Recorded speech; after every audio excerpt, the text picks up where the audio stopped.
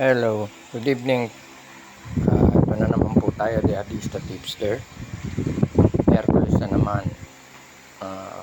Date 25 October. Start na po tayo. Race number 1. Start ng pick 5, race 1 to 5. Dito po tayo sa numero 6. Diado kaagad tayo. Barrio San Jose.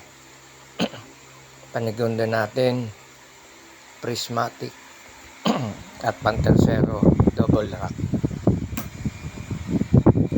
Mukhang mahirap ang lineup ngayon.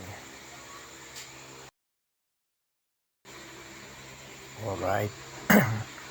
Second race tayo. Winner take all. Race 2 to 8.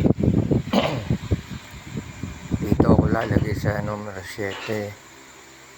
Bipit and Fabulous. Panigundo ko yung numero 2 na Moon Island. At pantersero yung 4 Summerlin. Yan lang po. Race 3. Start ng pick 6, race 3 hanggang race 8. Tingin ko rito si Batas Kamawap. Kalaban niya rito si Heritage. Sama ko na rin si Iron para may diado.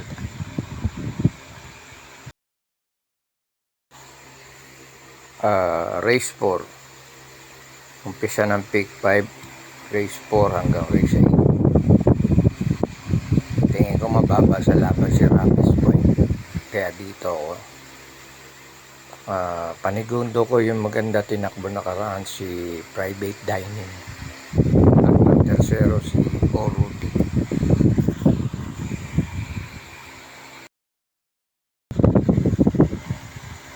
Race 5 na tayo.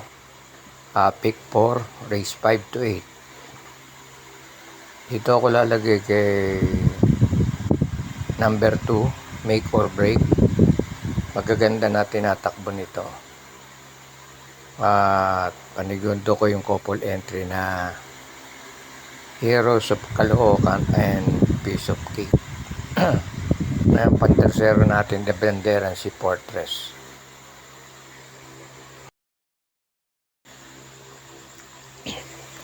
Race 6, last DD1. Dito tayo sa malalamadong dos na Speed Revolution.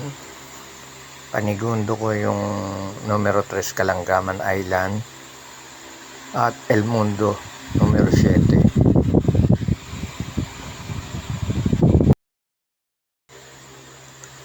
Race 7, last daily double na. Sa tayo numero 1 Kentucky Rain. Panigundo natin si Bullet at pantersero natin yung 4 Quick Back.